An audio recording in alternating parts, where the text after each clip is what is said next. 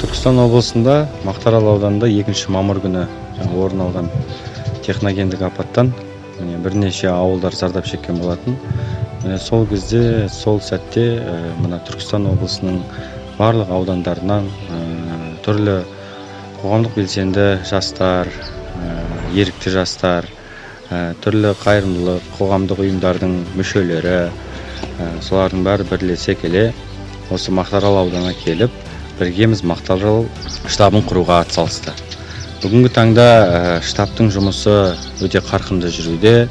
Алғашқы техногендік апат орын алған алғашқы күндері ауыл жастары да жаңағы басқа еліміздің басқа өңірлерінен, облысымыздың басқа аудандарынан келген жастар да судың таралуын, апаттың кеңеюіне жол бермеу мақсатындағы алғашқы жедел түрде жүзеге асырылатын іс-шараларға қатысқан болады. Кейіннен волонтерлық штаб жанынан қойма құрылып, еліміздің түкпір-түкпірінен гуманитарлық көмектер келе бастады. Волонтерлық штабтың негізгі мақсаты зардап шеккен тұрғындарға жан-жақты көмек көрсету. Жүрек қалауымен келіп жатыр. Мысалы, арасында қыздар балалар айтып жатыр, "Әже, біз бұндай нәрсені көрмегенбіз, бұндай ортаға түспегенбіз, бірінші рет көріп жатырмыз. Бізге үлкен сабақ болып, біз бұдан үлкен тәжірибе жинап жатырмыз" деп те айтып жатқан қыздар жігіттеріміз бар арамызда. Көбісі бізде қазір студенттер, еріктілер.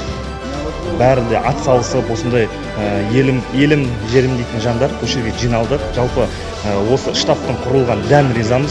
Осындай штабтың арқасында өзге еріктілермен де, өзге жақтың жастарымен бірлесе отырып тату тәтті жұмыс істеп, болашақта да бір керемет бастамалар бастаймыз деген ниеттеміз. Жайтты ести салысымен форумымыздың мүшелерімен бірге осы жерге шығып кеттік.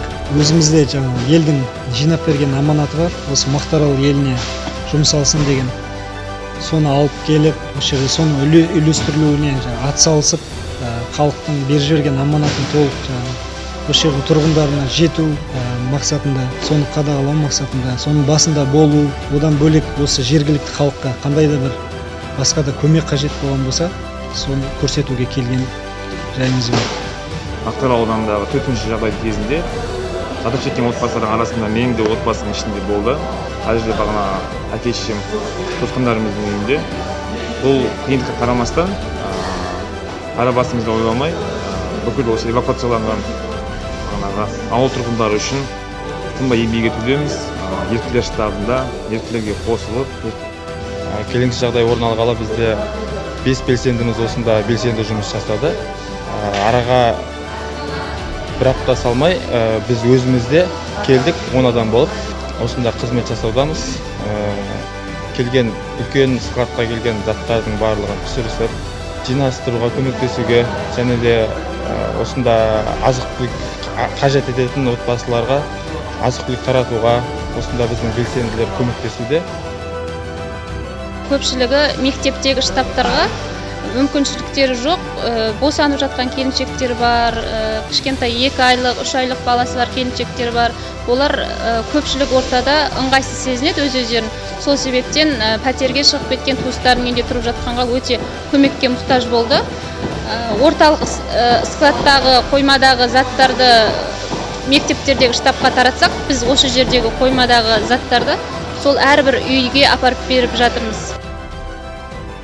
Және де біздің Алматы облысы қазіргі уақытта осы Мақтаарал ауданына 260 тонна көмек алып келген болатынбыз. Оның ішінде 120 тонна азық-түлік болатын болса, 140 тоннаға жуығы құрылыс заттарына пайдалы заттар болып табылады. Көмекті алып келіп қана қоймай, барлық осы су басып жатқан және де басқа да көмек қажет жерлерге абаттандыру жұмыстарының барлығына тікелей қатысып, осы Мақтаарал ауданында міне уже бүгін 5-ші күн осы жақта жүріп жатқанымызға көмек көрсетіп жатырмыз.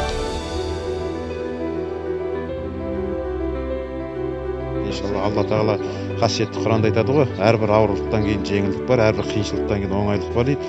Алла тағала осы елімізді жеңілдігін берсін, елімізге жаңа оңайлығын беріп, еліміз аман, жұртымыз тыныш болсын деген.